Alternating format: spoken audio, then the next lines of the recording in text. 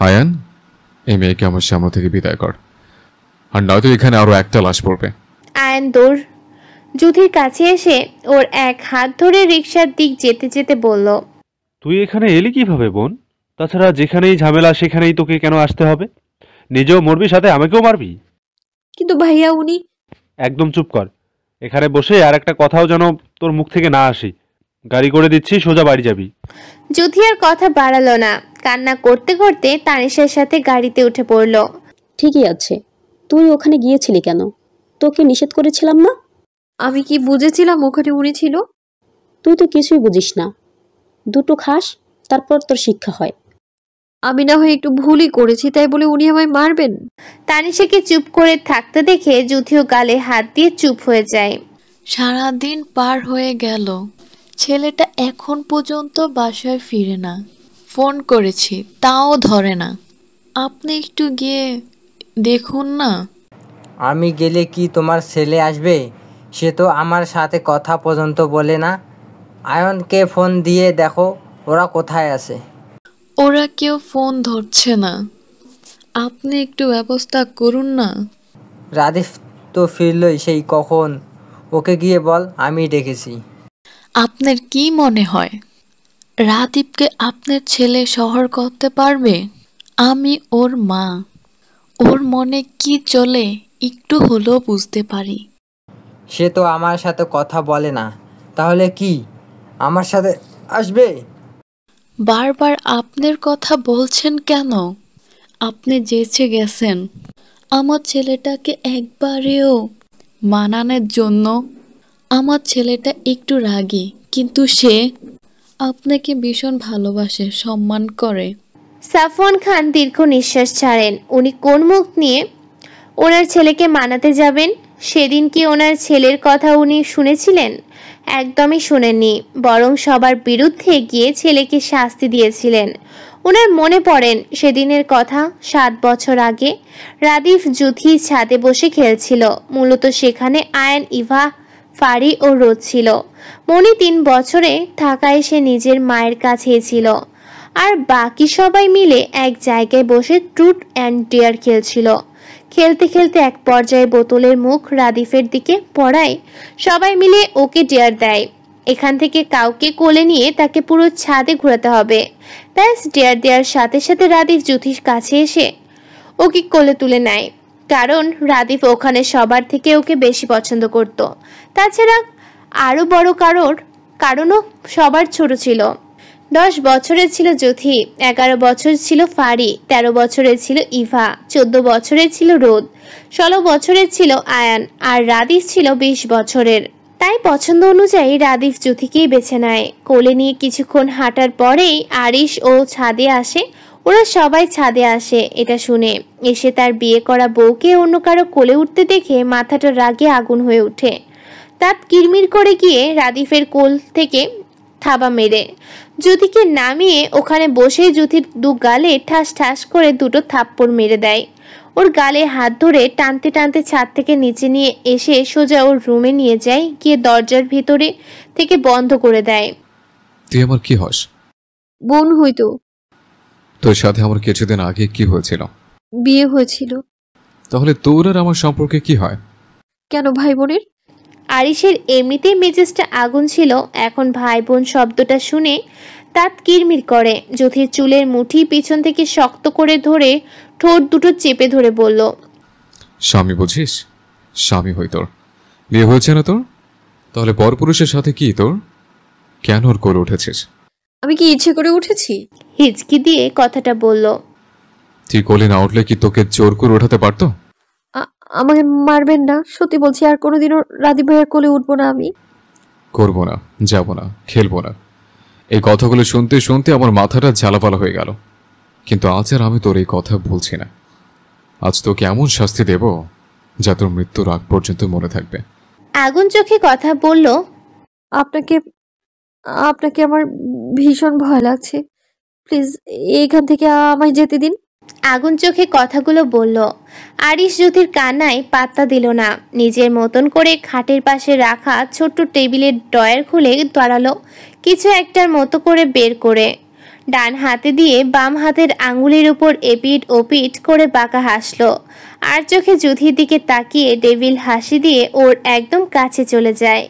এটা দেখে যুথি ভয় পেয়ে আরো 2 পা পিছিয়ে গিয়ে বলে, আমি কিন্তু সবাইকে ডাকবো, জোরে জোরে চিৎকার করে বলবো বলে দিলাম। ও আচ্ছা তাই, তো রাখ না দেখি কি আজকে তোকে আমার পক্ষ থেকে বাঁচে। আমি ওনার সাথে কথা বলে আপনি সবসময় কেন এমন করেন? আয়ান ভাইয়াও তো আমার ভাই হয়, রাদীপ ভাইয়ার মতো। কই আয়ান ভাইয়ের সাথে খেললে কথা বলে তো আপনি এমন করেন না। আরিশ সব কথা শুনলো, তবে ওর কানে একটা কথাই বারবার বাজলো, ওনার সাথে শব্দটা। তাই তেরে গিয়ে পরপর 2টো থাপ্পড় দিয়ে বলল, খুব শখ রাদীপের মতো ছ্যাঁচড়াকে উনি বানানোর, তাই না? তোকে তো আমি। আরিশ বড় বড় নিঃশ্বাস ফেলে আবারও বলল, ওই বালি তোকে করে নিয়েছিল, তাই না? তোর কোমর, তোর পেট ওই নরম হাতে স্পর্শ করেছিল, তাই না? ঠিক আছে, তোর যে যে জায়গায় স্পর্শ করেছে তো সেসব জায়গা আমি ছিন্ন ভিন্ন করে দেব। আরিশের কথাটা বলতে দেরি, কিন্তু যুথির পেটের কাছে জামাটা ছিঁড়ে হাতের ধারালো বেলেট দিয়ে পোজ দিতে দেরি হলো না। পেট থেকে ঝরঝর করে রক্তের পাশাপাশি ব্যথা অনুভব করতে যুথি চিৎকার করে ওর মা, বড় আম্মু, বড় আব্বুকে ডাকছে। ছোট হাত দিয়ে পেটের কাটা জায়গায় চেপে ধরে অবতরণ জোরে জোরে কান্না করছে। যুথির চিৎকার শুনে রাদিফদের পাশাপাশি বাড়ির প্রত্যেকটা মানুষ আরিশের বন্ধ দরজার সামনে জড়ো হয়। ভেতর থেকে যুথির কান্না ও চিৎকার শুনে সানজিদা খান বলেন, আরিশ, দরজা খুলো, মৌকে বের করো। ও চিৎকার করে কান্না করছে কেন? আরিশ, তুমি একদম ওর গায়ে হাত দিবে না। ওনার পাশাপাশি সাফওয়ান খান ও ডাকাডাকি শুরু করলেন, কিন্তু আরিশ দরজা খুলল না, বরং যুথির পেটে পোজ দিয়েও শান্তি হয়নি ওর। পরপর 2টো পোজ বসে যুথির পেটে। যুথির আবারও চিৎকার শুনে আরিশ ডয়ের থেকে কষ্টে বের করে ওর মুখে লাগিয়ে দেয়, সাথে যুথির চুলের মুঠি পিছন থেকে শক্ত করে ধরে শাসিয়ে বলল, এখন তো শুধুমাত্র পেট কাটলাম, তোকে তো এখন আগুনে পোড়াবো। পেটের কাটা জায়গাগুলোতে তীব্র ব্যথা ও সেই স্থান থেকে রক্ত ঝরে যুথির হাত, জামা সহ সমস্ত পেট রক্তে লাল হয়ে গেছে। ওর মুখে টেপ থাকায় কোনো কথা বলতে না পারায় শব্দ করে আরিশকে বোঝানোর চেষ্টা করলো সে যেন তার সাথে এমনটা না করে, কিন্তু আরিশ শুনছে না। উন্মাদের মতো লোহা মেজ দিয়ে গরম করে যুথির হাতের তালুতে চেপে ধরে। যুথি ব্যথায় চিৎকার পর্যন্ত করতে পারছে না, চোখ দুটো দিয়ে শুধু অবতরণ পানি ঝরছে। যুথির অসহায় চোখ দুটো আরিশের দিকে তাকিয়ে আছে। এক সময় মুখে টেপ লাগানো থাকায় পাশাপাশি অতিরিক্ত কান্নার জন্য নাকে সর্দি আটকে যায়, যে কারণে শ্বাস নিতে না পারায় হাতের ব্যালেন্স ছেড়ে দিয়ে সেন্সলেস হয়ে মেঝেতে পড়তে নিলে আরিশ তার মোয়ের রক্তাক্ত শরীরটা বুকের সাথে আঁকড়ে ধরে ওর দিকে তাকিয়ে দেখে তার বাচ্চা বউটার রক্তে পুরো শরীর মাখো মাখো হয়ে গেছে। ওর রাগ কিছুটা কমে আসে, চোখ দুটো স্থির হয় যখন দেখে তার মোয়ের কান্নারত চুপসে যাওয়া মুখখানা। আরিশ যুথির মুখ থেকে কস্টেপটা খুলে দেয়, ওভাবে কিছুক্ষণ তাকায় আদলের দিকে। তখন নিভে যাওয়ার রাগটা যেন আবারও মাথায় টনক নড়ে ওঠে। প্রতিবার তার অবুঝ বউটাকেই মার খেতে হয়, আজ রক্তাক্তও হলো ওর জন্য। এর মাসুল ওকেই দিতে হবে। ওর ফোঁস করার মধ্যে দরজা ধাক্কানোর শব্দটা আরো তীব্র হয়। বাহির থেকে সবার আহাজারি শোনা যায়, আরিশ মেয়েটাকে মারিস না। এক সময় আরিশ তীব্র রাগ নিয়ে দরজাটা খুলে দেয়। দরজা খুলে আরিশকে দেখে সবাই হতভম্ব হয়ে যায়। হাতে রক্ত লেগে আছে, চুলগুলো অগোছালো, চোখ দুটো লাল। এটা দেখে যুথির আম্মু, আরিশের আম্মু, রাদিফের আম্মু সবাই রুমের মধ্যে ঢুকে পুরো বাকরুদ্ধ হয়ে যায়। সানজিদা খান যুথির বেহালা অবস্থা দেখে তেড়ে গিয়ে আরিশকে পরপর 2টো ঠাটিয়ে থাপ্পড় দেয়। থাপ্পড় খেয়ে আরিশের ভাবান্তর হলো না, ক্রোধ নিয়ে তখনও রাদিফের দিকে তাকিয়ে আছে। সাফওয়ান খান ওই রুমে আর দাঁড়ালেন না, যুথিকে কোলে নিয়ে হাঁটলেন হসপিটালের উদ্দেশ্যে। ওনার সাথে আয়ানও গেল, সাথে রাদিফও গেল। ওরা যাওয়াতে যুথির আম্মু চোখের পানিটা মুছে আরিশের রুম থেকে বেরিয়ে যায়। সবার চোখেই পানি, শুধু পানি নেই আরিশের চোখে। ও তখনও নিচের দিকে নাক ফুলিয়ে তাকিয়ে আছে। তখন সানজিদা খান চেঁচিয়ে বললেন, তুমি কি জানোয়ার? এইটুক মেয়েকে আঘাত করতে কিভাবে পারলে তুমি? তুমি আর কি কি করবে আরিশ? তুমি কি এখন মেয়েটাকে পৃথিবী থেকে বিদায় করতে চাও? কেন এমনটা করছো? তোমার অতিরিক্ত জিদের কারণে আমার বাচ্চা মেয়েটাকে তোমার মতো 20 বছর বয়সের দামড়া ছেলের সাথে বিয়ে দিয়েছি শুধু মেয়েটার প্রতি তোমার অত্যাচারের জন্য। কিন্তু এতেও তোমার অত্যাচার কমেনি, বরং বেড়েছে। আর আজ তুমি সব কিছু লিমিট ছাড়িয়ে গেছো। আমার তো ভয় করছে মেয়েটা আদৌ বাঁচবে কিনা। আর আজ যদি ওর কিছু হয়ে যায় না আরিশ, আমি তোমাকে কখনো ক্ষমা করব না। আরিশ চুপ করে মায়ের কথা শুনল, কারণ সে তার গুরুজনদের ভীষণ সম্মান করে। তাই ওভাবে নিচের দিক তাকিয়ে বলল, ও আমার বউ হয়ে কেন পরপুরুষের কোলে উঠবে? কেন পরপুরুষের দিকে তাকাবে? ও কেন রাদীপের সাথে খেলবে? ও শুধু আমার দিকে তাকাবে, আমার সাথে কথা বলবে, আমার সাথে ঘুমাবে। আর যদিও সেটা না করে পরপুরুষের সাথে হেসে হেসে কথা বলে, তো এর চেয়েও খারাপ অবস্থা হবে। ওকে পৃথিবীতে বাঁচতে হলে সম্পূর্ণ শারীরিক মানসিকভাবে আমার হয়ে বাঁচতে হবে। আর নয়তো ওকে মারবো, আমি নিজেও মরবো। আর আমাদের মাঝে যদি 3rd person ঢোকার চেষ্টা করে, তো তাকে সবার আগে পৃথিবী থেকে বিলুপ্ত করব। বলে সানজিদা খানকে আর কিছু বলতে না দিয়ে রুম থেকে বেরিয়ে যায়। সানজিদা খান ছেলের এমন বেপরোয়া কথায় কিছুটা অসন্তুষ্ট হন, সাথে ছেলের চলে যাওয়া দেখে কিছুটা ভয় পান। এখন আবার কি নতুন কাণ্ড ঘটায়? ঘড়ির কাঁটা টিকটিক করে পার হয়ে গেছে ঘন্টাখানেক সময়। ততক্ষণে হসপিটাল থেকে ফোন আসে জুথির জ্ঞান ফিরেছে। এখন সে খানিকটা সুস্থ বিকালের দিকে নাকি বাড়ি নিয়ে আসতে পারবে। জ্ঞান ফিরেছে শুনে আরিশ আর দাঁড়ায়নি, তার মৌকে আনতে চলে গেছে হসপিটালে। আরিশকে হসপিটালে জুথির কেবিনের দিকে যেতে দেখে সাফওয়ান খান আরিশের সামনে গিয়ে কঠিন কণ্ঠে বললেন, তুমি এখানে কেন এসেছো? তোমাকে কি আমরা আসতে বলেছি? আমার বউ আমার নিতে এসছে, এখানে আমাকে কি আসতে বলবে? আরিশ ওর বাবার কথায় তেমন পাত্তা না দিয়ে কেবিনের দিকে হাঁটা দিল। তখন ওর সামনে রাদিফ এসে বাধা দিয়ে বলল, তুই ওর কাছে যেতে পারবি না, আর না আমরা তোকে যেতে দিব। তোর মতো ছালার বস্তা আমাকে আমার বউর কাছে যেতে আটকাবে? দেখ আরিশ, এখানে সিন ক্রিয়েট করিস না।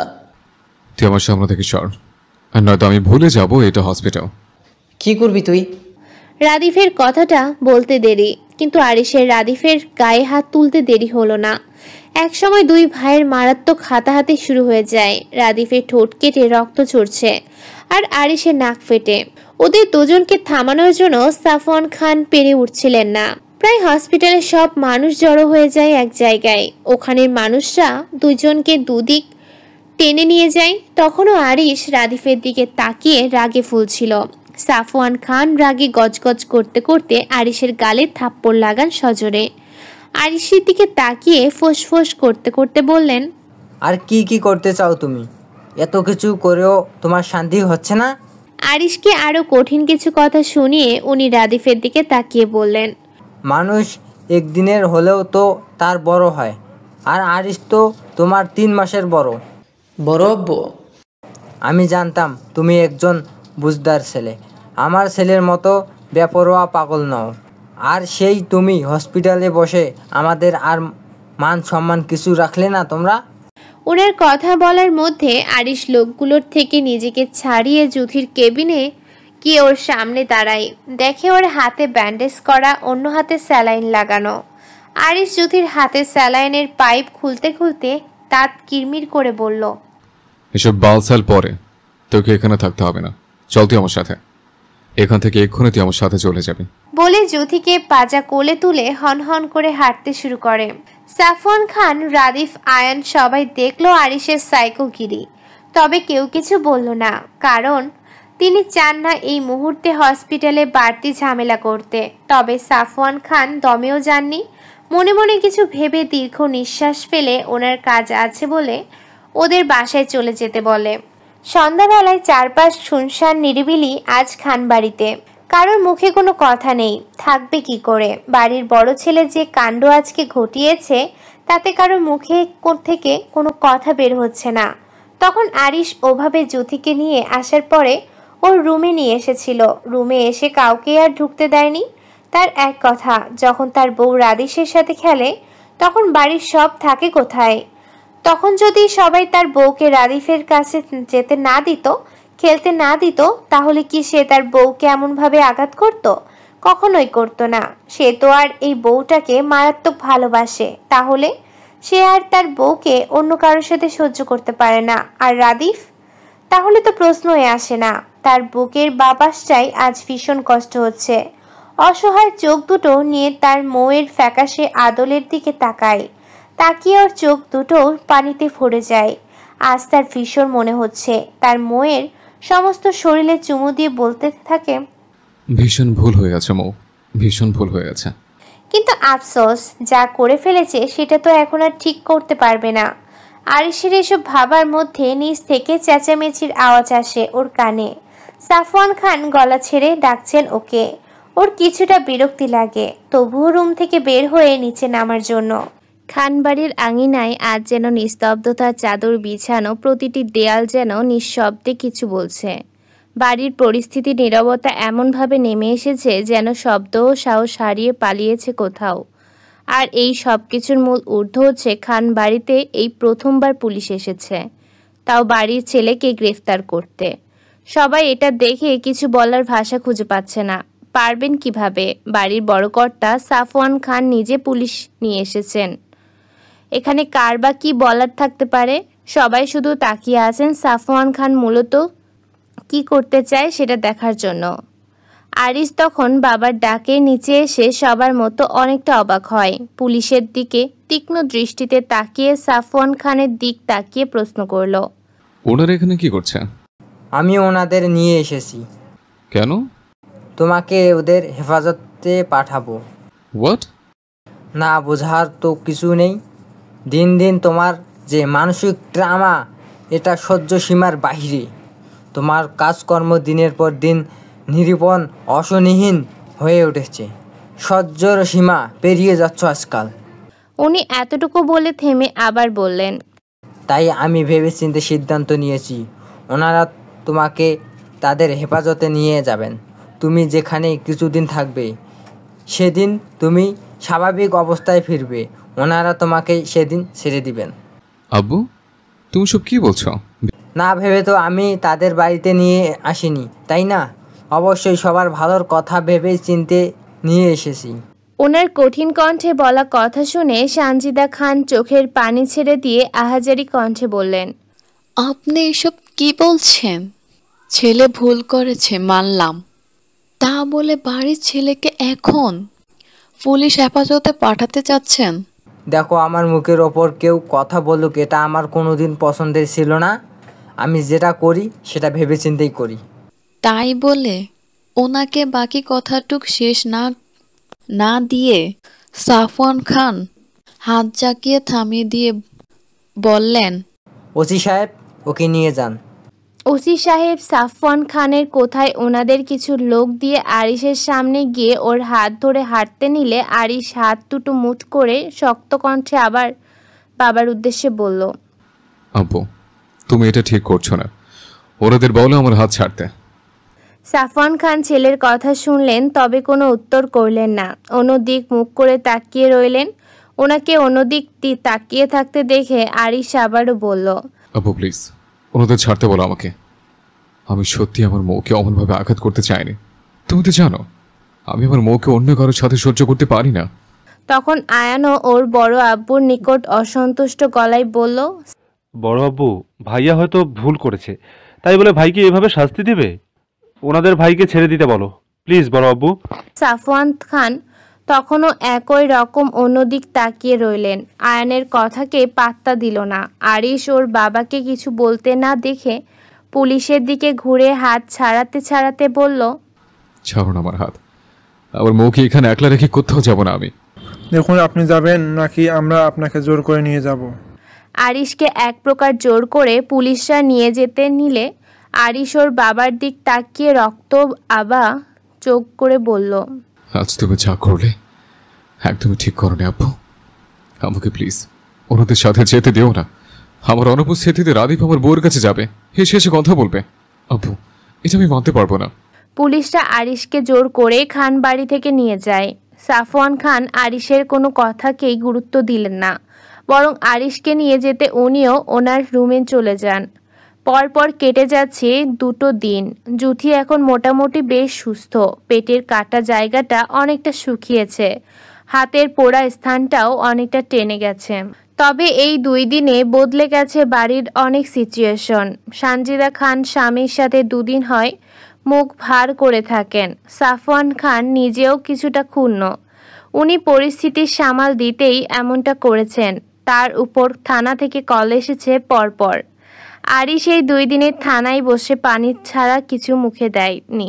তাছাড়া আরিশকে যে রুমে রাখা হয়েছে সেখানে কোনো পুলিশ ঢুকতেও দিচ্ছে না। বরাবরের পাগলামিটা বেশি করে যাচ্ছে, তাই বাধ্য হয়ে ওসি সাহেব সাফওয়ান খানকে ওর কথা জানাতে উনি আরিশকে ছেড়ে দিতে বলেন। ওসি সাহেবকে ওকে ছেড়ে দিতে বললে সাথে সাথে উনি ওকে ছেড়ে দেয়। আরিশ থানা থেকে সোজা বাড়িতে এসে কারোর সাথে কোনো রকম কথা না বলে ওর রুমে গিয়ে দরজা ভেতর থেকে ঠাস করে বন্ধ করে দেয়। আরিশের আসার খবর পেয়ে ওর আম্মু ছুটে ওর কাছে এসেছিল, কিন্তু আরিশ দরজা খোলেনি। একটা সময় যেতে আরিশ দরজা খুলে প্রয়োজনীয় জামা কাপড় প্যাক করে খান বাড়ির থেকে বেরিয়ে যেতে নিলে সাফওয়ান খান, আয়ান, সানজিদা খান, লিমা খান, মেহজাবিন খান, মোমেনা খান, রাদিফ বাদে সবাই ভাই বোন সবাই আরিশকে বাধা দিয়ে জিজ্ঞেস করে সে যাচ্ছে কোথায়। কিন্তু আরিশ কারোর কথায় কোনো উত্তর করলো না। নিজের মতো করে খান বাড়ি থেকে বেরিয়ে যেতে যেতে সবার উদ্দেশ্যে শুধু একটা কথাই বলল, যে বাড়ির ছেলেকে তার নিজ পিতা পুলিশের আয়ত্তে পাঠায় সেই বাড়িতে আমি থাকবো না, আর না কোনোদিন এই বাড়িতে ফিরবো। আর আমাকে বাধা দেওয়ার চেষ্টা তোমরা কেউ করবে না, কারণ আমি যা বলি সেটা করি। আরিশের মেজো চাচা মাহমুদ খান ও সেজো চাচা সাইফুল খান ওকে বাধা দেওয়ার চেষ্টা করে, কিন্তু সে কারো কোনো কথা বাধা না মেনেই নিজের মতো করে রাগ দেখিয়ে চলে যায়। এতে বেশ খুশি হয়েছিল রাদিফ, কারণ সেটা বোঝা গিয়েছিল তার কোনো ভাবান্তর ছিল না। সানজিদা খান রীতিমতো কান্নাকাটি শুরু করে দেয়। ছেলেকে চলে যেতে দেখে সাফওয়ান খান ও কম চেষ্টা করেননি আরিশকে আটকানোর, কিন্তু আরিশ বাড়ি ছেড়ে যাওয়াতে সবাইকে বলে গেলেও ওনাকে বলে যায়নি, আর না জুথিকে দেখা দিয়ে গিয়েছে। সাফওয়ান খান নিজ স্ত্রীকে বোঝান ছেলে রাগ কমলে বাড়ি ফিরে আসবে, হয়তো এখন রাগ করে কোনো বন্ধুর বাড়ি গেছে। স্ত্রী ও স্বামীর কথায় কিছুটা হলেও মনকে বোঝান ছেলে বাড়ি ফিরবে। দিনের পর দিন কেটে মাস হয়ে যায়, খান বাড়িতে ফিরেনি আরিশ। সাফওয়ান খান খোঁজ নিলে জানতে পারেন ছেলে দেশে নেই, সুইজারল্যান্ডে গেছে। তাছাড়া আরিশ ইউনিভার্সিটি অফ জেনেভাতে ইংরেজি সাবজেক্টের পাশাপাশি পলিটিক্স সায়েন্স সাবজেক্টে রাজনৈতিক তত্ত্ব বিষয়ে ছোটকাল থেকে অভিজ্ঞতা থাকায় পাশাপাশি তার ভার্সিটি ইংলিশ সাবজেক্টে আইএলটিএস-এ 7 পায়। তাই সে এই 2 ইংলিশ পলিটিক্স সায়েন্স সাবজেক্টে স্কলারশিপ পেয়েছিল। তাছাড়া তার সুইজারল্যান্ডের ভিসা ছিল, তাই খুব সহজেই সে সুইজারল্যান্ডে চলে যায়। সাফওয়ান খান অনেক চেষ্টা করেছিল ছেলের সাথে যোগাযোগ করার, কিন্তু বরাবর উনি ব্যর্থ। ছেলের সুইজারল্যান্ড যাওয়ার খবর শুনে সানজিদা খান প্রায় অসুস্থ হয়ে পড়েছিলেন। ওই যে কথায় আছে না, যার যায় সেই বোঝে, আর তার সকল দোষ গিয়ে পড়ল জুথির কপালে। সেই সানজিদা খান জুথিকে অনেক ভালোবাসতেন। ছেলে চলে যাওয়াতে জুথির উপরে কেমন মন উঠে গেল উনার। যেমন সব বিষয়ে কিছু হলে খিটখিট করত, পাশাপাশি ওর মা ও খিটখিট করত। যেমন টুকটাক কাজ থেকে শুরু করে সব ওর উপর পড়তো। ওকে যে পায় সেই পেয়ে বসলে চেপে ধরে, হয়তো পরিস্থিতির জন্য নয়তো অন্য কোনো কারণে। আরিশ চলে যাওয়ার প্রায় 2 মাস পরে রাদিফ ও অ্যাকাউন্টিং সাবজেক্টে ও সুইজারল্যান্ডে স্কলারশিপ পায়।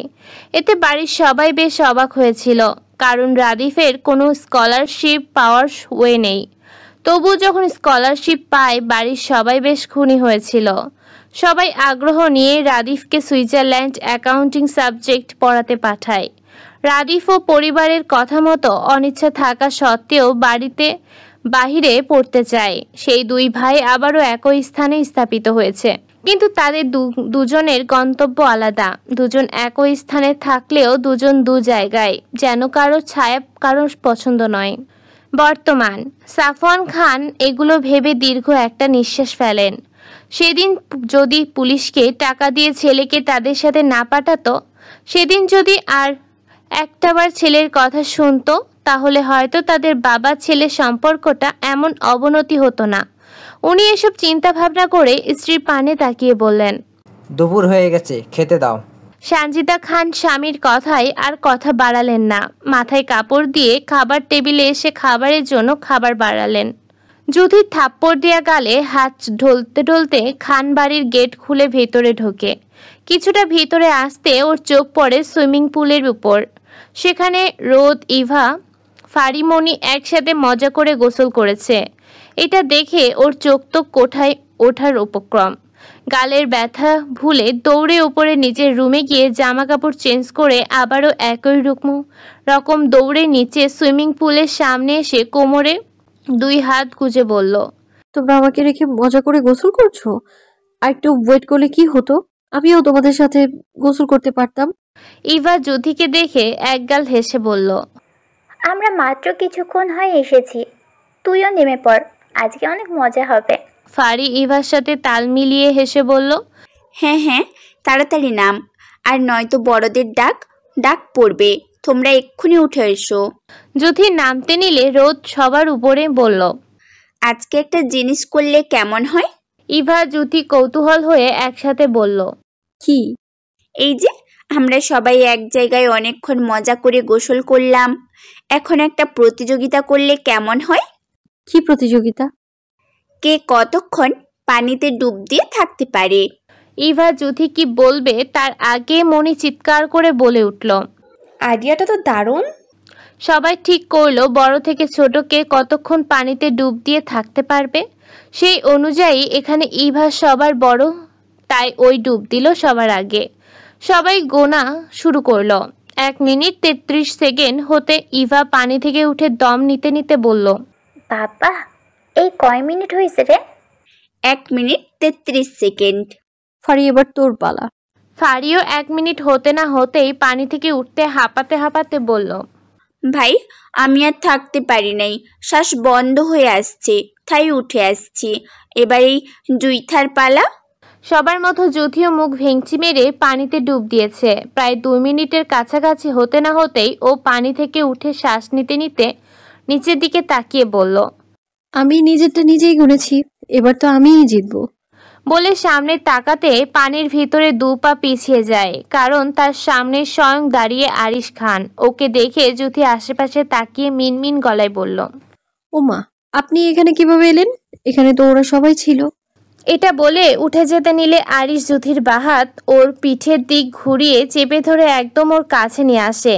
এমনটা করায় যুথি অনেকটা ভয় পেয়ে যায়। ভয়ে ভয়ে চোখ নিয়ে আরিশের দিকে তাকিয়ে কিছু বলতে নিলে আরিশ হুট করে যুথির ঠোঁট দুটোর সাথে ওর ঠোঁট দুটো জোরে চেপে ধরে। যুথি আরিশের এমন কাণ্ডে কিছুটা বোকা বনে যায়।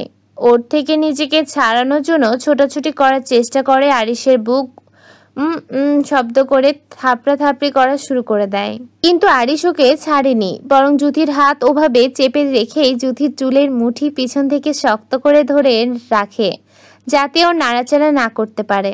গুনে গুনে 3-4 মিনিট হতে আরিশ যুথির ঠোঁট ছেড়ে দিয়ে ডান হাতের বুড়ো আঙ্গুল দিয়ে ঠোঁট মুছে আঙ্গুলটা সামনে এনে যুথির দিক নিঃস্বার্থ দৃষ্টিতে তাকিয়ে আঙ্গুলটায় চুমু দেয়। অতঃপর আবারও যুথিকে নিজের কাছে এনে ঘাড়টা একটু নিচু করে যুথির ঘাড়ে গলায় একের পর এক চুম্বন করতে থাকে। আরিশের এমনটা করায় যুথি জোরে জোরে ঘন ঘন নিঃশ্বাস নিতে থাকে। নিতে নিতে আরিশকে ঠেলে সরাতে চেয়ে বলল, আমায় যেতে দিন, সহ্য করতে পারছি না, প্লিজ যেতে দিন আমায়। তোকে দেখলে আমিও নিজেকে কন্ট্রোল করতে পারি না বাল, এখন একটু সহ্য করো না, তারপরে ছেড়ে দেব। যুথি আরিশের এমন অসভ্যের মতো কথা শুনে গায়ের যত শক্তি ছিল ততটা প্রয়োগ করে জোরে ধাক্কা দেয়। আরিশ সজ্ঞানে না থাকায় পানির ভিতর কিছুটা পিছিয়ে যায়। আরিশ নিজের কাজে সফল হতে না পেরে রাগী চোখ করে যুথির দিকে তাকায়। ওর দিক তেড়ে যেতে নিলে ওর চোখ পড়ে সামনের দিকে। সাথে সাথে ও এক হাত দিয়ে যুথির মাথাটা পানির নিচে চেপে ধরে, অন্য হাত দিয়ে মাথার চুল ছাড়ার ভান করে অন্যদিকে তাকাই। ততক্ষণে রাদিফ তীক্ষ্ণ চোখে আরিশের দিকে তাকাতে তাকাতে বাড়ি থেকে বের হয়। রাদীপকে আর চোখে বের হতে দেখে পানির নিচ থেকে যুথিকে টেনে ওর বুকের কাছে ওঠায়। যুথি পানি খেয়ে কাঁচতে কাঁচতে চোখ দুটো পুরাই লাল হয়ে যায়। আরিশ সেটা দেখে অন্যদিক ফিরে মুখ চেপে হাসে। যুথির একসময় কাশি থেমে আসলে ভেদ করে কান্না করে দিয়ে আরিশ বুকে রাগ কমাতে জোরে জোরে কিল ঘুষি দিতে রাগ শুরু করে। এক সময় একসাথে কতগুলো কিল ঘুষি দিয়ে শান্ত হয়ে বলল, অসভ্য লজ্জা লোক বলে আরিশকে ঠেলে দফ দফ পা ফেলে ওখান থেকে উঠে চলে আসে। আরিশ তার মৌকে চলে যেতে দেখে এবার একটু শব্দ করেই হেসে দেয়। তখন যুথি ওখান থেকে রেগে মেগে এসে জামা কাপড় চেঞ্জ করে সোজা ফারির রুমে যায়। গিয়ে দেখে ফারি হেসে হেসে ফোনে কথা বলছে। এটা দেখে তো যুথি আরও খেপে যায়। তেড়ে গিয়ে কান থেকে ফোনটা নিয়ে ঠাস করে কেটে দিয়ে চোখ বড় করে তাকিয়ে বলল, তখন তোরা আমাকে না বলে রেখে এসেছিলি কেন? হ্যাঁ, ভাইয়া তখন আমাদের ওখান থেকে চলে আসতে বলেছিল, তাই তো আমরা চলে এসেছি। আমাকে নিয়ে আসবি না? তোকে কিভাবে নিয়ে আসবো? তুই তো পানির নিচে ডুব দিয়েছিলি। অসভ্য মাইয়া, জানো আমার সাথে ওই অসভ্য লোকটা কি করেছে? ফারি যুথির কথায় কৌতূহল নিয়ে দুই হাত দুই গালে দিয়ে বলল, কি করেছে রে? উনি আমাকে যুথি বলতে গিয়েও থেমে যায়। যুথিকে অর্ধেক বলে থেমে যেতে দেখে ফারি তারা দিয়ে বলল, বাকিটুকু বল। যুথি মাথা চুলকিয়ে আমতা আমতা করে বলল, কিছু না, আমি যাই বলে ভৌদৌড়। ফারি যুথিকে যেতে দেখে মুখ টিপে হাসল। সময়টা সূর্য ডুবে ঠিক কিছুটা পর সন্ধ্যা 7টা। চারপাশ লালচে আবরণ কমে গিয়ে অন্ধকার হয়ে গেছে। ফারি যুথি এতক্ষণ ছাদে বসে আড্ডা দিয়ে সন্ধ্যা হওয়ার সাথে সাথে যে যার রুমে চলে যায়। রুমে যেতে রাদিফের ডাকে ওরা দুজনে নিচে আসে। যুথিকে আসতে দেখে রাদিফ মুচকি হেসে বলল, তোর তো কালকে পরীক্ষা নেই তাই না? যেহেতু তোর কালকে পরীক্ষা নেই, আমরা সবাই বাইরে ঘুরতে গেলে কেমন হবে? রাদিফের কথায় রোদ, ফারি, ইভা, মনি সবাই রাজি হয়ে যায়। যদিও বাহিরে ঘুরতে যাওয়ার কথা শুনে কোনো কিছু না ভেবেই হ্যাঁ বলে দিল। ব্যাস, সবার উত্তর হ্যাঁ হওয়াতে রাদিফ তো ভীষণ খুশি। তাই সবাই রাতের প্রকৃতি দেখতে বের হবে ঠিক করলো। যেই ভাবা সেই কাজ। যে যার রুমে খুশি মনে রেডি হতে চলে যায়। সবার অবস্থান গুলশান লেক পার্কে। সন্ধ্যাবেলায় মনোমুগ্ধ হিমেল বাতাস, সাথে রোমান্টিক পরিবেশ। চারদিকে ঝিলিক বাতির সংমিশ্রণ, যেটা পরিবেশের ভিউকে আরো বাড়িয়ে দিচ্ছে। আশেপাশে অনেক দোকান পাটও রয়েছে। সবাই চারপাশের প্রকৃতির সৌন্দর্য অনুভব করতে ব্যস্ত। আর যুথি তো মহা খুশি। এই 7 বছরে ওর মনে হয় না কেউ ওকে রাতের বেলায় ঘুরতে নিয়ে এসেছে। যদিও সে দিনে ঘুরতে বের হয়েছে, তাও সব সময় আয়ানকে নিয়ে আসতো।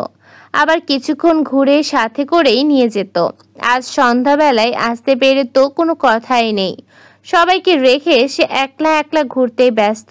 প্রায় আধা ঘন্টা খানেক সময় যেতে না যেতেই কোথা থেকে আরিশ স্পিডে বাইক নিয়ে সে যুথির সামনে দাঁড়াতে যুথি দুপা পিছিয়ে যায়। আরিশের রাগী চোখ দুটো দেখে জামার 2 সাইড শক্ত করে মুট করে ধরে। তখন ওর কানে আসে গম্ভীর কণ্ঠে বলা কিছু বাক্য, না, আমি আপনার সাথে যাব না। যাবে কিনা সেটা তো জিজ্ঞেস করিনি, গাড়ি তুলতে বলেছে। দেখুন, আমরা সবাই ঘুরতে এসেছি, আপনি। আমি তোকে কথা বাঁচাতে বলেছি? বাইক থেকে নেমে চেঁচিয়ে বলল। ওর চেঁচামেচির আওয়াজ শুনে রাদিফ সহ সবাই এক জায়গায় জড়ো হয়। রাদিফ যুথির চোখের পানি দেখে যুথির 2 বাহু পিছন থেকে ধরে কাছে নিয়ে বলল, তুই এখানে কি করছিস? আরিশকে রাদিফের কথায় তেমন ভাবান্তর হলো না। ওর চোখ রাগী দৃষ্টি নিয়ে তাকিয়ে আছে রাদিফের ধরে রাখা যুথির কাঁধের দিক। আরিশের দৃষ্টি সবার চোখের আড়াল হলেও ফারির চোখ এড়ায়নি। তাই আস্তে করে যুথির পাশ গিয়ে রাদিফের কাছ থেকে ওকে ওর কাছে টেনে এনে দাঁড় করায়।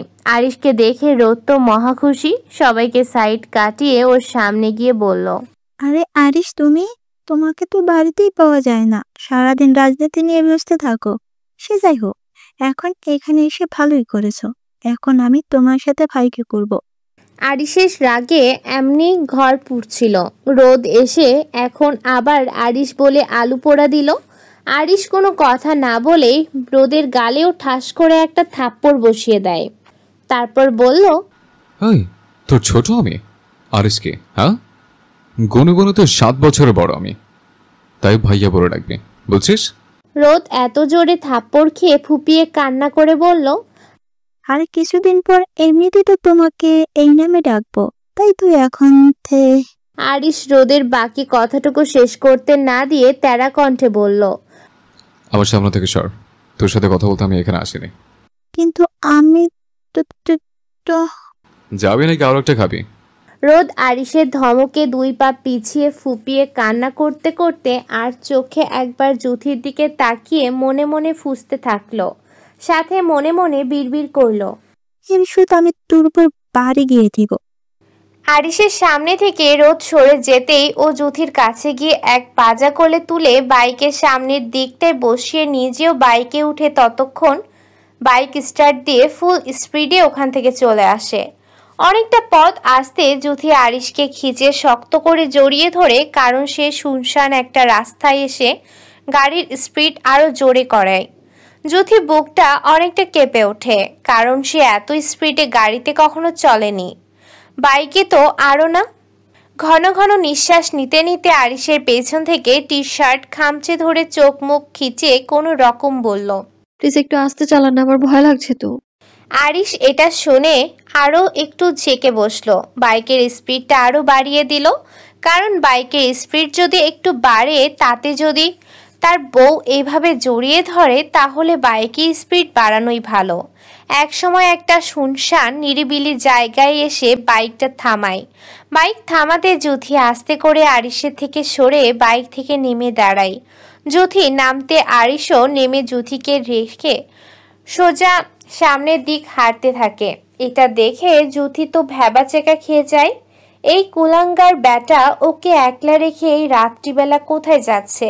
মনে মনে আরো কিছু বিড়বিড় করে, জেদ ধরে ওখানে দাঁড়িয়ে থাকে। সেও এই অসভ্য লোকের পিছু পিছু যাবে না, কিন্তু অনেকক্ষণ হয়ে যাওয়াতে আরিশকে আসতে না দেখে মনে মনে কিছুটা ভয় অনুভব করে। তাইও আরিশ যেদিকটায় গেছে ছোট ছোট পায়ে সেদিকটাই হাঁটা শুরু করে।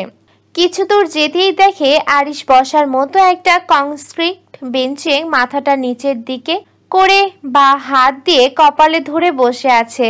আরিশকে এভাবে দেখে ওর যতটুকু মনে হলো আরিশ রাগ কমাতে এমন মাথা নিচু করে বসে আছে। আরিশ এমন অনেকক্ষণ থাকার পরে যখন জুথির অস্তিত্ব অনুভব করে, মাথাটা তুলে সামনের দিকে তাকিয়ে ভাঙা গলায় গাইতে শুরু করে, ऐसा लगता है क्यों तेरी आंखें जैसे आंखों में मेरी रह गई, कभी पहले मैंने ना सुनी जो ऐसी बातें कह गई, तू ही तू है तो हर तरफ मेरे है तुझसे परे, मैं जाऊं कहाँ मेरे दिल मुबारक हो, यही तो प्यार है, मेरे दिल मुबारक हो, यही तो प्यार है। আরিশ গানটা শেষ করে আকাশের দিক তাকিয়ে বড় করে একটা নিঃশ্বাস ছাড়ে। তার কিছু ভালো লাগছে না, লাগবে কি করে? তার প্রেয়সী এখনো তার থেকে দূরে দাঁড়িয়ে তার পাশে এসে বসছে না, তাকে সান্ত্বনা দিচ্ছে না। সে রাগটা কমাতে চেয়েও বারবার মাথায় হাত দিচ্ছে। এই মুহূর্তে তার প্রেয়সীর ভালোবাসা চাই, আর নয়তো এই রাগ কখনো কমার নয়। এদিকে জুথি আরিশের এত আবেগময় গান শুনে হাঁ করে পেছন থেকে ওর দিক তাকিয়ে আছে। ওর জানা মতে এই লোক শুধু জানে রাগ করতে, চিল্লাপাল্লা করতে, মারামারি করতে। এখন তো দেখছি এই লোকটা মারাত্মক গান গাইতেও জানে। ওর বারবার মন বলছে আরিশকে একবার গিয়ে বলুক আপনার গানের গলাটা ভীষণ সুন্দর, কিন্তু মনের কথা মনেই রেখে চুপচাপ ওখানেই দাঁড়িয়ে রইল। এতে আরিশের কোনো হেলদোল না দেখে জুথি কিছুটা বিরক্ত হয়ে যায়। কি আজব লোক রে বাবা, ও কি এখানে ওভাবে নিয়ে এসেছে গান শোনার জন্য? জুথি বিরক্তি নিয়েই আরিশের থেকে আগের জায়গায় আসতে নিলে কতগুলো ছেলের সামনে পড়ে। ছেলেগুলো ওকে দেখে একজন আরেকজনের দিক তাকিয়ে বিকট শব্দে হেসে দিল। এটা দেখে যুথি কিছুটা কপাল কুঁচকিয়ে পাশ কাটিয়ে যেতে নিলে ওদের মধ্যে একটা ছেলে বলে ওঠে, আরে ও লম্বা সুললি, কোথায় যাচ্ছেন? যুথি কোনো উত্তর করল না, নিজের মতো করে চলে যেতে নিলে আর একটা ছেলে ওর হাত ধরে বলল, আরে সুন্দরী তো দেখি আমাদের রেখে চলে যাচ্ছে। তা সুন্দরী, তুমি কি জানো এই রাস্তা আমাদের ইশরায় চলে? দেখুন আমার হাতটা ছাড়ুন। বাহ, মেয়েটার বয়সটা তো মেয়েটার থেকেও হট দেখছি। ওর কথায় তাল মিলিয়ে পেশে ছেলেটা বলে, আরে ফিগারটা দেখছিস? দেখ তো, বয়স বেশি মনে হচ্ছে না, সাথে পোশাক দেখেও মনে হচ্ছে বড়লোক বাড়ির মেয়ে। হ্যাঁ ঠিক বলছিস। তো তোমার নাম কি? যুথির ছেলে কুলোর থেকে ছাড়া পাওয়ার জন্য হাত মোচড়ানোর মধ্যে পেছন থেকে আরিশ গম্ভীর কণ্ঠে বলল, আমি বলি ওর নাম। ছেলেগুলো আরিশের কথায় কিছু বলতে নিবে তার আগেই আরিশের মুখ দেখে সাথে সাথে যুথির হাতটা ছেড়ে দিয়ে বলল, ভাই আপনি সাইডে আয়, কথা আছে। বলে সামনের দিকে হাঁটা শুরু করে। ওখানে থাকা মোট 4 জন ছেলে আরিশের এমন কণ্ঠ শুনে ঢোক গিলে নিজেদের মুখ চাওয়াচাই করে ভয়ে ভয়ে আরিশের সাথে হাঁটতে শুরু করে। অনেকটা হেঁটে একদম নির্জন জায়গায় এসে আরিশ থেমে যায়। আরিশকে থেমে যেতে দেখে ছেলেগুলোও থেমে যায়। ওদের ভেতরে একটা ছেলে সদস্য সহন নিয়ে বলল, আরিশের কোনো হেলদোল নেই, সে এখনো সামনের দিকে তাকানো। আরিশ হঠাৎ করেই ডান হাতে কোমরে গুজে রাখা পিস্তল বের করে ঘুরে 4 জন ছেলেকে কোনো সময় না দিয়েই পরপর 4টা গুলি করে দিল। গুলি খাওয়ার সাথে সাথে ছেলেগুলো কি হয়েছে বুঝল না। যখন আস্তে করে মাটিতে লুটিয়ে পড়ে রক্ত দেখলো, তখন বুঝতে পারলো আরিশ ওদের ওখানে মারার জন্য নিয়ে এসেছে আর সেটা করে দিয়েছে। কিন্তু তাদের হাতে এখন আর সময় নেই যে এখান থেকে পালাবে। ছেলেগুলো কিছু বলতে চাইছিল আরিশকে, কিন্তু ওদের কিছু বলার আগেই আরিশ হুঙ্কার দিয়ে বলল, হারামের বাচ্চা, যে মেয়েকে 1 সেকেন্ড চোখের আড়াল হতে দেয় না, যাকে পরপুরুষের সঙ্গে সহ্য করতে পারি না, আর সেখানে কিনা তোর ওর হাত ধরেছিস, আবার হট বলে কুদৃষ্টি দিয়েছিস। যে চোখে ওই নারীর দিকে ইচ্ছাকৃতভাবে তাকাবে, সেই চোখ আমি তুলে নেব। যে হাত ওই নারীকে ছোবে, তাকে দুনিয়া থেকে বিলুপ্ত করতে আমার 1 সেকেন্ডের সময় লাগবে না, যেমনটা তোদের করলাম। ছেলেগুলো আরিশের সম্পূর্ণ কথা শুনতেও পারল না, তার আগেই পৃথিবী থেকে পড়া গায়ন করল। আরিশ ওদের দিকে তাকিয়ে পিস্তলটা ঘুরিয়ে আবার কোমরে গুজে নিতে নিতে বলল, বান্তির বাচ্চা, হিজাব ছাড়া বাইরে বের হওয়ার মজা আজকে তোকে বুঝাবো। নিঃশব্দে থমকানো পরিবেশ, নিরিবিলি স্থান, 4-5টা ল্যাম্পপোস্টের আলোয় আলোকিত। তখন আরিশ ছেলেগুলোকে নিয়ে যাওয়ার পর যুথি ওখানে বসে যে হাত ছেলেটাকে ধরেছিল, সে হাত অন্য হাত দিয়ে মোড়াতে মোড়াতে তখন থেকে বসে আছে। আর কিছুক্ষণ পর পর আরিশ যে দিকটায় গেছে বারবার সেদিকে তাকাচ্ছে। হঠাৎ ওর চোখে পড়ে আরিশ রক্ত আভা চোখ করে ওর দিকে এগিয়ে আসছে। এটা দেখে হাত মোড়ানো ছেড়ে দিয়ে পরপর ঢোক গিলে উঠে দাঁড়িয়ে 2 পা পিছিয়ে যেতে নিলে আরিশ ও চুলের মুঠি পেছন থেকে শক্ত করে ধরে অন্য হাত দিয়ে গাল চেপে ধরে চেঁচিয়ে বলল, তুই আর কত চালাবি আমাকে? লম্বা চুল, সুন্দর ফিগার দেখানোর জন্য ঘুরতে এসেছিলে, তাই না? আরিশ এত জোরে যুথির চুল চেপে ধরেছিল যে ব্যথায় ওর চোখ দিয়ে পানি বের হয়ে যায়। সাথে গাল চেপে ধরাই মুখ দিয়ে কিছু বলতে না পেরে মাথাটা দুপাশে ঘুরালো, যার মানে সে এসবের জন্য আসেনি। আরিশের এমনি মেজাজ চঙ্গে ছিল তার প্রেয়সী ওই ছাগলের পুতের সাথে ঘুরতে আসায়। এখন আবার এই কাণ্ডে ওর রাগকে কন্ট্রোল করা দায় হয়ে গেছে ওর কাছেই। ঘন ঘন নিঃশ্বাস ফেলে অন্যদিক তাকিয়ে গম্ভীর কণ্ঠে বলল, তোর করে ভুলগুলো কি সবসময় আমি এটাই ভেবেছি। আমি মনে হয় ব্যর্থ তোকে সামনে রাখতে, তাই তোকে বারবার ক্ষমা করতে চেয়েছি। আর এটাই হয়তো আমার ভুল। হ্যাঁ, নয়তো তুই প্রতি পদে পদে ভুল করতি না, কিন্তু আর না। এই হাতটা ধরেছিল, তাই না? এই হাতটাই আমি রাখবো না, সম্পূর্ণ পরে ছাই করে দেব। চল আমার সাথে। বলে যুথির হাতটা টানতে টানতে বাইকের কাছে নিয়ে ওকে উঠিয়ে বাইক স্টার্ট দেয়। যুথি ভয়ে ফুপিয়ে ফুপিয়ে কান্না করছে। আরিশ যে পরিমাণ রেগে আছে, বাড়ি গিয়ে ওকে কি করবে কে জানে। এইসব ভাবছে আর ভয়ে ফুপিয়ে উঠছে। সময়টা রাত 8:30 ন্যায়। ঘড়িতে খান বাড়ির সবার স্থান এখন বসার ঘরে।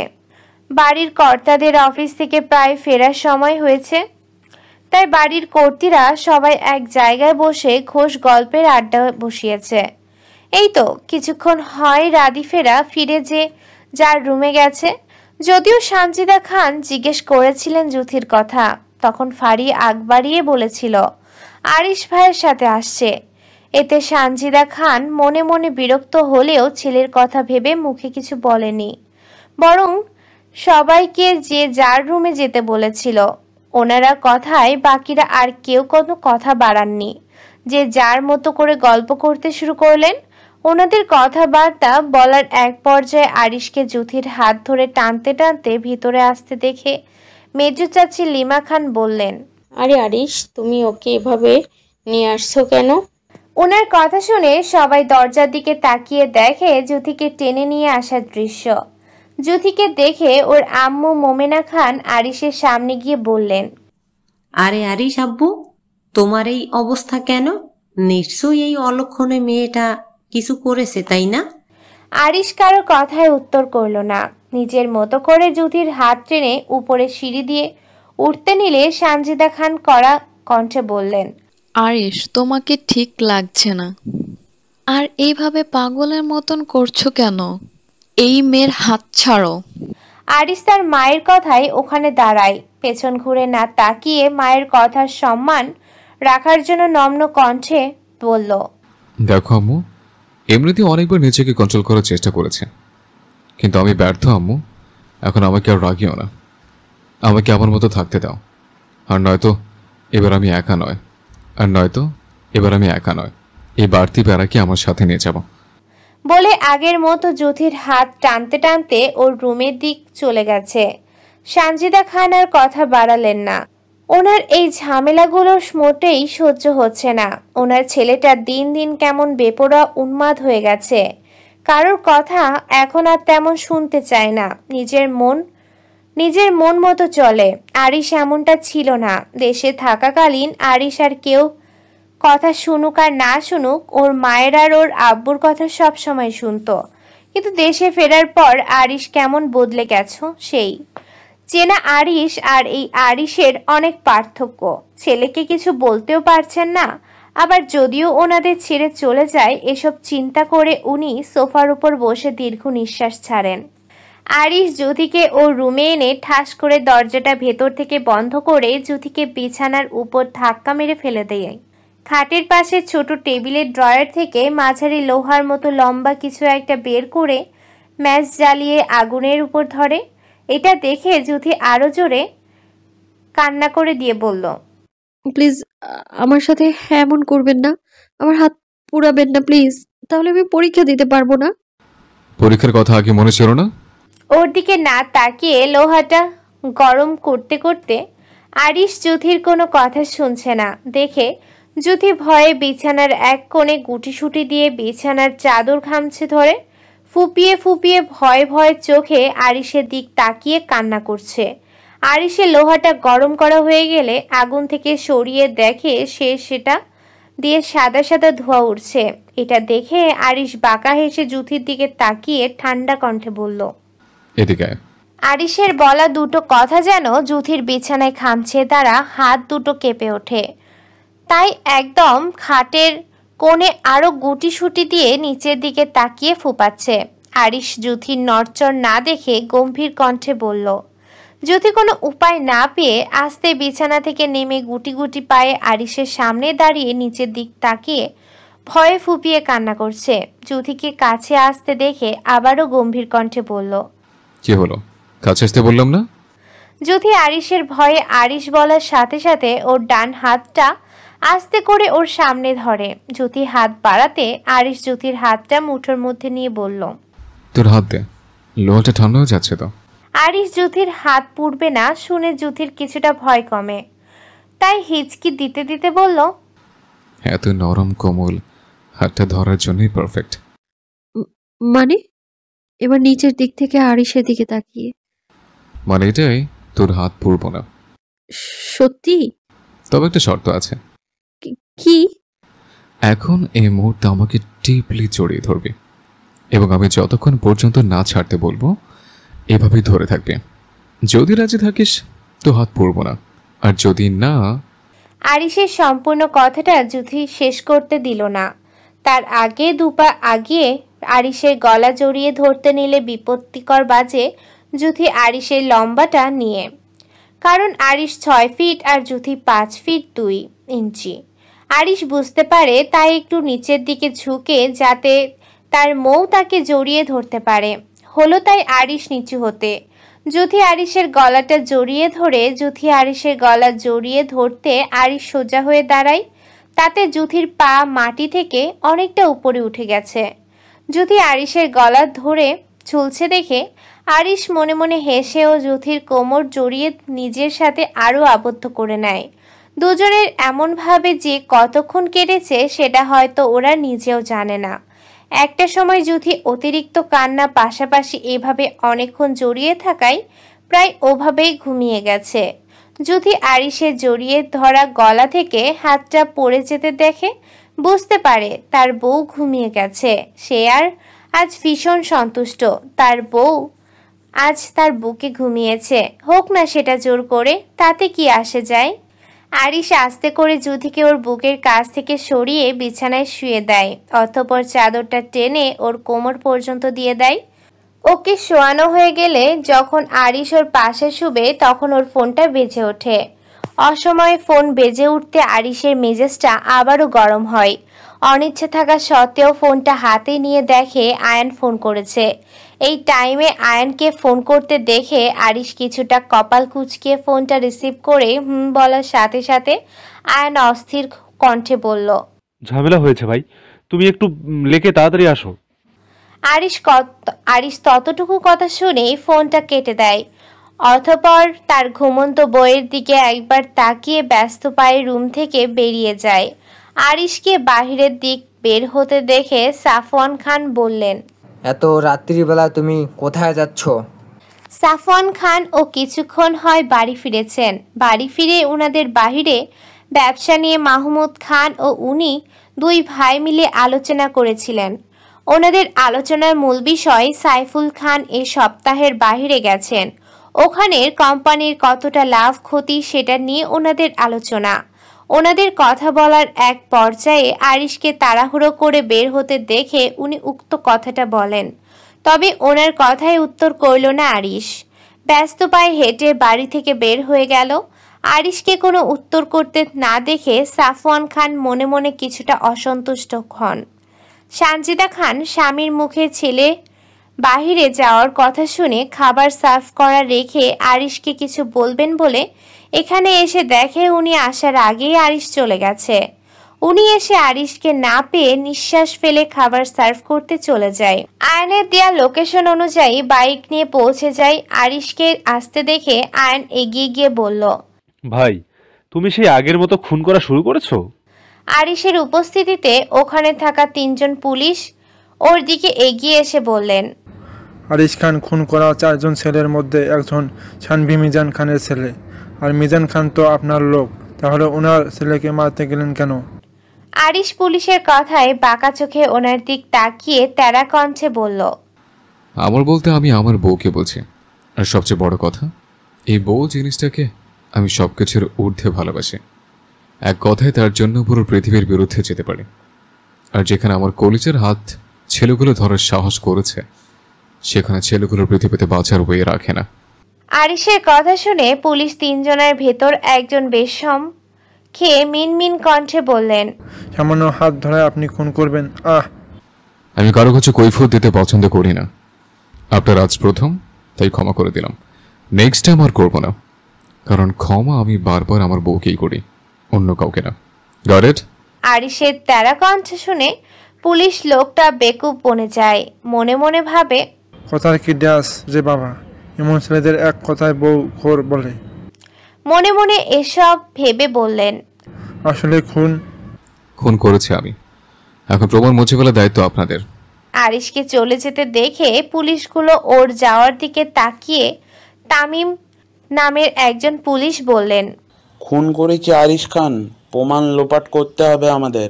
ওনাদের কথা শুনে বিরক্ত চোখে তাকিয়ে অন্য একজন বললেন, কথাটা আরিশ খানের সামনে বলতে পারবেন? কেন, আমার কি মরার পাকনা গজিয়েছে যে তার সামনে এসব কথা বলতে যাব? তাহলে চলেন, যে কাজ দেওয়া হয়েছে সেটা করে ফেলি। রুমে ফুল পাওয়ারে এসি ছাড়া থাকায় প্রায় জুথির শরীরটা ঠান্ডা হয়ে গেছে। ঠান্ডাটা বেশি মনে হতে ঘুম ঘুম চোখে উঠে বিছানায় বসলো ও আশপাশটা তাকিয়ে মাথা চুলকে কখনো ঘুমালো সেটা মনে করার চেষ্টা করলো। 2-1 মিনিট যেতে ওর সবটা মনে পড়তে লাফিয়ে বিছানা থেকে উঠে রুমের আশপাশটা ভালো করে তাকায়। না, আরিশ ভাইয়া রুমে নেই। এটাই সুযোগ এখনই এখান থেকে কেটে পড়ার। জুথিও তাই করলো। দরজা খোলা পেয়ে ছুটে রুম থেকে বের হতে নিলে, কারোর সাথে ঠাস করে ধাক্কা খেয়ে নিচে পড়তে নিলে ও অনুভব করে ও নিচে পড়ে যায়নি। এটা মনে হতে পিটপিট করে চোখ খুলে দেখে রাদিফ ওর ডান হাত ধরে রেখেছে, আরও নিচের দিক চিত হয়ে ভাসমান আছে। ধন্যবাদ তোমাকে, তুমি না ধরলে হয়তো নিচেই পড়ে যেতাম। তার জন্যই তো ধরলাম, যাতে তুমি পরে ব্যথা না পাও। যাই হোক, আরিশকে তোমাকে আঘাত করেছে? না। বলে চলে যেতে নিলে রাদিফ জুথির হাতটা ধরে ওর কাছে এনে জুথির মাথাটা ওর বুকের সাথে হালকা চেপে ধরে বলল, ভয় পাওয়ার কারণ নেই, সব ঠিক হয়ে যাবে। বৈশাখী সকালে রোদের তাপে মানুষ প্রায় অতিষ্ঠ। বেলা প্রায় 9 থেকে 7 ঘরের দিকে। তানিশা রিকশায় বসে জ্যামের কারণে। উদ্দেশ্য খান বাড়িতে জুথির কাছে যাওয়া।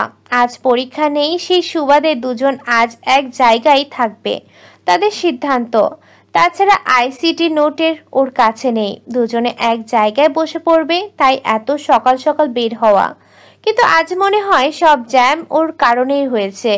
না হয় কখন বেরিয়েছে, যেখানে আসতে আধা ঘন্টা সময় লাগে না, সেখানে প্রায় 1 ঘন্টার বেশি হয়ে গেছে। এখন পর্যন্ত জ্যাম হচ্ছে না, তাই তানিশা বিরক্ত বেশ। সব ঝামেলা পেরিয়ে মাত্র খান বাড়ির সামনে এসে থামলো রিকশা। তানিশা ভাড়া মিটিয়ে খান বাড়িতে ঢুকলো। তখন খান বাড়ির সকল মানুষের সকালের খাবার খাওয়া প্রায় শেষ। জুথিও সবার খাওয়ার শেষে খাবার খেয়ে মাত্র টেবিল থেকে উঠছিল। তখন তানিশাকে আসতে দেখে দৌড়ে ওর কাছে গিয়ে ওকে জড়িয়ে ধরে মুচকি হেসে বলল, আমার জান পাখিটা তো চলে এসছে, কিন্তু তোর এত লেট হলো কেন? আরে জানো, বলিস না, মেজাজটা তো আরেকটু হলে গরম হয়ে যেত, যদি এখনো গরম। আরে এত গরম গরম না করে দেরি হয়েছে কেন সেটা বল। আরে আমি তো সকালে বের হয়েছিলাম, কিন্তু জ্যামের কারণে এত লেট, তার উপর এত কড়া রোদ্দুর, তো পুরাই অতিষ্ঠ হয়ে গিয়েছিলাম। এখন একটু পানি খাও বোন। হ্যাঁ, নিয়ে এসছি বলে রান্নাঘরের ফ্রিজ থেকে পানি আনতে চলে যায়। জুথি যেতে আরিশও ফুল রেডি হয়ে নিচে নামছিল, শার্টের হাতা বোট। তখন টেবিলের কাছে পেছনে ঘুরে তানিশাকে দাঁড়াতে দেখে আশপাশটা আর চোখে দেখে বাঁকা হেসে কাছে গিয়ে বলল, তোকে পেছন থেকে দেখলেও ছুতে ইচ্ছে করে। পুরুষালী কণ্ঠ। এমন কথা শুনে তানিশা পেছন ঘুরে তাকায়। কে বলেছে দেখার জন্য? তানিশা তাকাতে আরিশ 2-3 পা পিছিয়ে অন্যদিক তাকিয়ে বলল, আস্তাগফিরুল্লাহ, আমার ময়ের মতো দেখতে চাচিকে। আরিশের মুখে চাচি শব্দটা শুনে তানিশা কপাল কুঁচকে আরিশের দিকে তাকায়। তখন আয়ানও নিচে নামছিল। আয়ানের সাথে তানিশা চোখাচোখি হতে আর তানিশা অন্য দিক ঘুরে দাঁড়ায়। আয়ান ওদের কাছে এসে তানিশার উদ্দেশ্যে বলল, তুমি কখন এসেছো? আয়ানের মুখে তুমি শুনে আরিশ আয়ানের দিক তাকিয়ে বলল, কে চাচি? আরে ভাই, ও তানিশা, তোমার চাচি না। কি বলো, ও তানিশা? এবার আরিশ তানিশার দিক তাকায়। তাকিয়ে দেখে তার মেয়ের সাথে এই মেয়ের সম্পূর্ণ মিল। তানিশাকে দেখা হলে আয়ানের দিক তাকিয়ে বলল, তোর পছন্দ খারাপ না বলে তানিশার দিক তাকিয়ে বলল, তুমি কিছু মনে করো না, আসলে মৌয়ের সাথে তোমার অনেক মিল। এটা যারা সামনে থেকে না দেখবে তারা কখনো ধরতেই পারবে না যে তোমরা দুজন আলাদা মানুষ। তানিশা আরিশার কথা শুনে ওর দিকে তাকিয়ে ব্রুকুচকে বলল, বুঝলাম, আমাদের মিল আছে, তাই বলে আপনি আমাকে চাচি বলবেন? তানিশের কথা শুনে আরিশ ফিক করে হেসে দেয়। আরিশের পাশাপাশি আয়ানও মুখে হাত চেপে মুচকি হাসে। ততক্ষণে জুথি ঠান্ডা পানি নিয়ে এসে দেখে আরিশ আয়ান তানিশার দিক তাকিয়ে কি যে নিয়ে যেন হাসছে। এটা দেখে ও তানিশার কাছে এসে বলল, এনে তোর পানি। তানিশা পানি পেয়ে চেয়ারে বসে সম্পূর্ণটা শেষ করে দম ফেলে বলল, অনেক ধন্যবাদ তোকে বোন। আয়ন ভাই, তুমি আমার জানুর দিকে তাকিয়ে মুখ টিপে হাসছো কেন? আরিশ জ্যোতির কথা শুনে শার্টের কলার উপরে জাগিয়ে ঠিক করতে করতে আয়নের উদ্দেশ্যে বলল, আয়ান, আমি গেলাম, তুই বরং আজকে বাড়ি থাক। বলে আরিশ আর এক মুহূর্ত না দাঁড়িয়ে ব্যস্ত পায়ে চলে যায়। আরিশ চলে যেতে বাড়ির প্রায় সব মানুষ বসার ঘরে উপস্থিত হয়। লিমা খান তানিশাকে দেখে মুচকি হেসে ওর কাছে এগিয়ে গিয়ে বলল, আরে তানিশা আম্মু, তুমি? হ্যাঁ আন্টি, কেমন আছেন আপনি? আলহামদুলিল্লাহ মা, ভালো আছি। তোমার আম্মু কেমন আছে? হ্যাঁ, তারা সবাই ভালো আছে। তুমি তো আমাদের বাসায় আসোই না, আজ এসেছো, যেতে পারবে না? কি বলেন আন্টি, আমি তো সপ্তাহে একবার হলো আসি, আর আপনি বলছেন আমি আসি না? সে হলেও আজকে তোমাকে যেতে দেব না। তানিশার সাথে সকলের প্রায় মোটামুটি কথা হয়েছে। মেয়ে হিসেবে তানিশাকে খান বাড়ির সকলেরই পছন্দ। বিশেষ করে লিমা খানের ওনার মনে সুপ্ত ইচ্ছা ছেলের বউ বানানোর। কারণ আয়ান ওনাকে বলেছে সে তানিশাকে পছন্দ করে। উনি মা হিসেবে ছেলেদের পছন্দকে সব সময় প্রায়োরিটি দেয়। তানিশা সকলের সাথে আরো বেশ কিছুক্ষণ কথা বলে, জ্যোতির সাথে ওর রুমে চলে যায়। সময়টা প্রায় দুপুরবেলা। জ্যোতি তানিশা নোট কমপ্লিট করে মাত্র বিছানায় গোল হয়ে বসলো।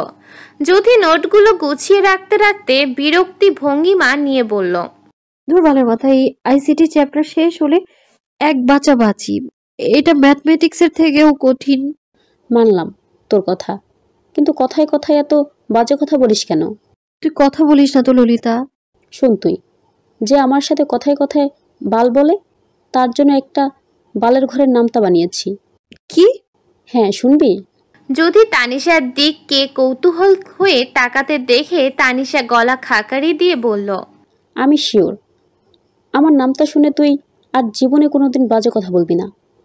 বলে ওর বানানোর নামটাটা শুরু করলো। 12 অক্ষে 12 বাল ফালাইতে পারো, 12 দুগুণে 24 বাল হালাইয়া আড্ডা বান্দিস, 3 বারং 36 বা। ওর বাকি নামটা শেষ করার আগে দরজার দিক চোখ পড়ে, দেখে আয়ান হাঁ করে ওর দিক তাকিয়ে। হুট করে আয়ান মেঝেতে ঠাস করে পড়ে সেন্সলেস হয়ে যায়। তানিশাকে থামতে দেখে সাথে দরজার দিকে কিছু পড়ার শব্দ পেয়ে যদি তাড়াতাড়ি সেদিকে তাকিয়ে দেখে আয়ান মাটিতে সেন্সলেস হয়ে পড়ে আছে। এটা দেখেও দৌড়ে আয়ানের কাছে গিয়ে গালে চাপড় দিতে দিতে বলল, ভাই, ও ভাই, কি হয়েছে তোমার? তুমি এভাবে পড়ে গেলে কিভাবে? আয়ান কিছুক্ষণ হয় জ্যোতির রুমের সামনে এসেছিল। তখন তানিশা মাত্র ওর বিখ্যাত নামটা শুরু করতে যাচ্ছিল জ্যোতিকে শোনানোর জন্য। আর তখন আয়ান তানিশার এমন নামটা শুনে তানিশার বুঝতে বাকি থাকে না আয়ান ওর নামটা শুনেই কমে চলে গেছে। তাই 2-3 বার পর পর ঢোক গিলে কাচুমাচু করে বিছানার এক কোনায় গিয়ে বসলো। আয়ান কথা বলছে না দেখে জ্যোতি রুম থেকে পানি নিয়ে আয়ানের মুখের উপর ছিটাতে আয়ান পিটপিট করে চোখ তুলে তাকায়। আয়ানকে তাকাতে দেখে জ্যোতি স্বস্তির নিঃশ্বাস ছেড়ে বলল, বাবা, আমি তো ভয় পেয়ে গিয়েছিলাম। যাক, তুমি ঠিক আছো, এতেই অনেক। আয়ান জ্যোতিকে পাশ করে বিছানার উপর গোল হয়ে বসে থাকা তানিশাকে একবার দেখে বলল, বোন, আমি ভুলবশত রুমে ফোনটা ফেলে এসেছি, তুই একটু কষ্ট করে খুঁজে নিয়ে আয়। আচ্ছা, আমি নিয়ে আসছি। বলে আয়ানের রুমের দিকে চলে যায়। যদি চলে যেতে আয়ান তানিশার দিক তাকিয়ে বাঁকা হেসে ওর দিকে এগোতে এগোতে বলল, তুমি কি যেন নামটা বলছিলে এতক্ষণ আমার বোনকে? আয়ানকে এমন হাসতে এবং ওর কাছে এগোতে দেখে বিছানার চাদর খামচে ধরে বলল, কই, আমি তো কিছু বলিনি। সত্যি? কিন্তু আমি তো শুনলাম মনে হয়। বলে তানিশার একদম কাছে গিয়ে ওকে 2 হাতের মাঝে করে নিয়ে আবারও বলল, তুমি যে এত সুন্দর নামতা বলতে পারো সেটা আমার জানা ছিল না। বলে ওর দিক আরেকটু ঝুঁকতে নিলে জ্যোতি রুমের মধ্যে ঢুকে বলল, ভাই, তোমার ফোন।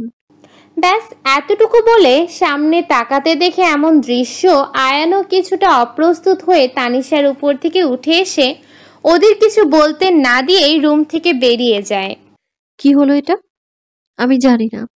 হল কেন্দ্র থেকে দুই বান্ধবী আইসিটি পরীক্ষা শেষ করে একসাথে বের হয়ে দুজনে বেশ খুশি, কারণ তাদের সবচেয়ে কঠিন সাবজেক্টে আজকে শেষ। তাছাড়া পরীক্ষাটা বেশ ভালো হয়েছে, তাই খুশি মনে দুজন গল্প করে একসাথে রিকশায় উঠে বাড়ি আসে।